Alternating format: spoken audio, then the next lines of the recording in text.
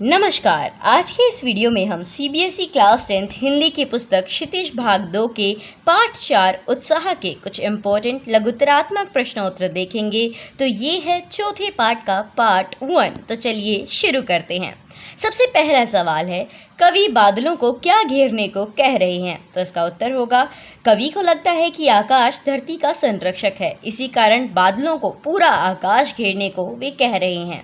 अगला सवाल है, बादल कवि के किस भाव का प्रतीक है? तो इसका उत्तर है, बादल कवि के लोक कल्याण के भाव का प्रतीक है। वे बादलों के माध्यम से जन क्रांति लाना चाहते हैं। तीसरा सवाल है, कवि ने बादल को किस रूप में चित्रित किया है? तो इसका उत्तर होगा, कवि ने बादल को बच्चों के काले घुंघराले बालों के रूप में चित्रित किया है। उनके अनुसार ये काले काले बादल घुंघराले बालों के समान सुंदर प्रतीत हो रहे हैं। अगला सवाल है, कवि ने बादल के उर में विद्युत छवि को किन संदर्भों से जोड़ा है? तो इसका उत्तर होगा, घने काले बादलों के बीच में चमकती बिजली की रेखा नया जीवन देने वाली है। प्रचंड गर्मी से जब समस्त प्राणी जगत त्राही त्राही करने लगता है, तब बादल बरसकर उनमें नई स्फूर्ति और नया जीवन डालते हैं। पांचवा सवाल है, उत्साह कविता का संदेश क्या है? तो इसका जवाब होगा, बादल का गर्जन लोगों में क्रांति की चेतना जगाए। बादलों की गर्जना नवजीवन का प्रतीक है। मनुष्य में उत्साह होना ही उसकी उन्नति का कारण है। जिसमें उत्साह है उसी में जीवन है। अगला प्रश्न है, कवि बादल से बार बार गरजने का आग्रह क्यों करते हैं? तो इसका उत्तर है, कवि बादल से बार बार गरजने का आग्रह करते हैं क्योंकि बादल का गरजना क्रांति का सूचक है। कवि समाज में परिवर्तन लाना चाहते हैं, इसके लिए क्रांति की आवश्यकता है। बादल के गरजने के बाद वर्षा होती है, अर्थात क्रांति का सुखद परिणाम होगा। सभी इस सुख से लाभान्वित होंगे।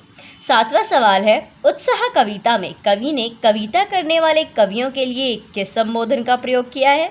तो इसका उत्तर होगा, उत्साह कविता में कवि ने कवियों के लिए नवजीवन वाले संबोधन का प्रयोग किया है। आठवां सवाल है, कवि बादल को संपूर्ण आकाश को घेर लेने के लिए क्यों कहते हैं? तो इसका जवाब होगा, कवि बादल को संपूर्ण आकाश को घेर लेने के लिए इसलिए कहता है ताकि वे मृतप्राय पड़ी संपूर्ण सृष्टि में एक साथ जीवन का संचार कर सके। अगला सवाल है, विद्युत छवि उर में पंक्ति का अर्थ स्पष्ट कीजिए। तो इसका उत्तर होगा, कवि कहना चाहते हैं कि बादलों के हृदय में बिजली की जो रेखा है वह मानव समुदाय को नया जीवन देने वाली अद्भुत शक्ति है। अगला प्रश्न है, उत्साह कविता में कवि किसका आह्वान कर रहा है और क्यों?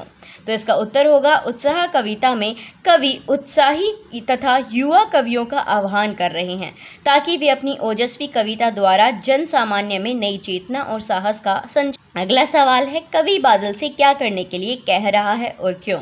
तो इसका उत्तर है, कवि बादल से गरजने के लिए कह रहा है क्योंकि गरजना शब्द क्रांति, विप्लव और विरोध का सूचक है। परिवर्तन के लिए आह्वान है। कवि को विश्वास है कि बादलों के गरजने से प्राणी जगत में नई स्फूर्ति और चेतना का संचार होगा। वे उत्साहित होकर नव निर्माण करेंगे। तो आज के वीडियो में बस इतना ही। इस वीडियो से आपकी हेल्प हुई हो तो इस वीडियो को लाइक करें और इस वीडियो को अपने दोस्तों के साथ शेयर कर उनकी भी हेल्प करें। मिलते हैं एक नई वीडियो के साथ। धन्यवाद।